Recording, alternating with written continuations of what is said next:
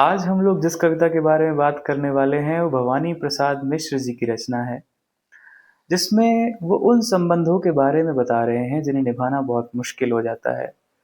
पागलपन में, दीवानेपन में, प्यार में, आकर्षण में संबंध बनते हैं, लेकिन इनको निभाने में इतनी चुनौती है समाज में कि इंसान एक ऐसी कसौटी पे आके खड़ा हो जाता है जहाँ पे या तो वो अपने जीवन को ही खत्म कर दे या फिर उस संबंध से जिस रिश्ते ने जन्म लिया है, उस रिश्ते को ही खत्म कर दे। उस रिश्ते को निभा पाना बहुत मुश्किल होता है।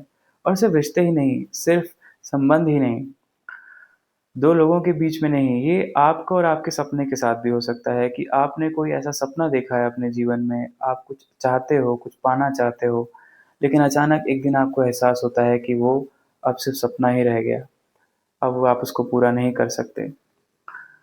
तो उस चीज़ को दिखाने के लिए भवानी प्रसाद मिश्र जी ने कविता लिखी है। इस कविता का नाम है जूही ने प्यार किया शतदल से, जिसमें शतदल कमल का नाम है, उसका पर्यायवाची है। तो जूही और कमल दोनों ही सुंदर होते हैं। जूही जास्मिन को कहते हैं, जूही की बहुत अच्छी खुशबू होती है, कमल बहुत खूबसूरत होता है। जूही का पौधा होता है, धरती पे होता है जूही, वहीं कमल आपको कीचड़ में देखने को मिलता है। तो इसमें दिखाया गया है कि हालांकि दोनों ही बहुत खूबियां रखते हैं, दोनों ही सुंदर हैं, दोनों ही अच्छे हैं, लेकिन दोनों की दुनिया एकदम अलग अलग है। तो आइए फिर इस कविता को पढ़ते हैं और देखते हैं कि कवि ने इसमें कौन से भाव रखे हैं और कैसे रखे हैं। जूही ने प्यार किया शतदल से, दोनों के लोक दो शोक, किंतु एक हुए दोनों के। संध्या के झुरमुट से मानो निहारा, अश्रु चुए दोनों के। धरती पर इसके अश्रु, पानी पे उसके चुए, शोक किंतु एक हुए। जूही का क्या होगा, जूही का क्या होगा, धरती ने पूछा जल से, जूही ने प्यार किया शतदल से।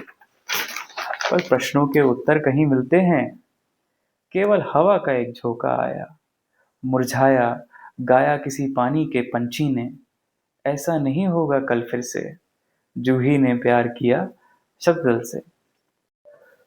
तो कविता में हमने देखा कि कवि बहुत कुछ लिखना चाहता था लेकिन उसने नहीं लिखा, या फिर शायद एडिटिंग के टाइम पे उसने उन चीज़ों को हटा दिया।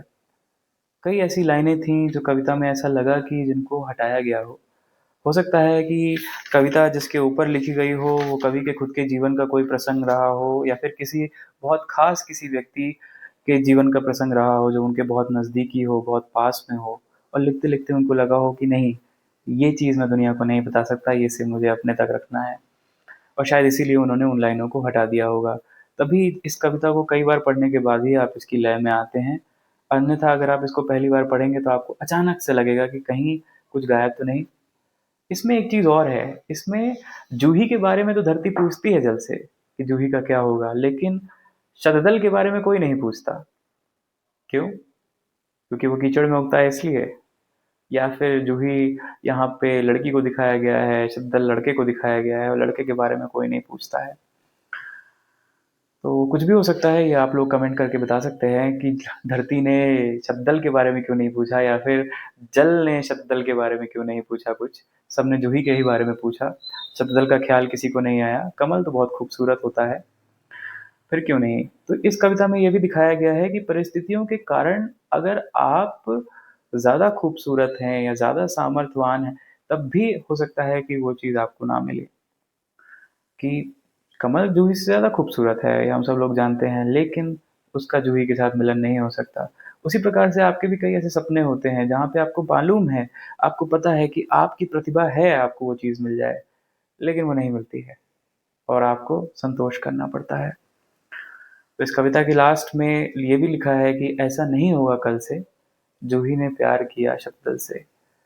तो कभी इसमें थोड़ा निराशाजनक भी है और थोड़ी हताशा भी दिखा रहा है वो, कि ऐसा फिर कभी नहीं होगा। ये एक तरीके की एक गलती है, क्योंकि ऐसे रिश्तों में गला घोटना ही सबसे बड़ा दुख है।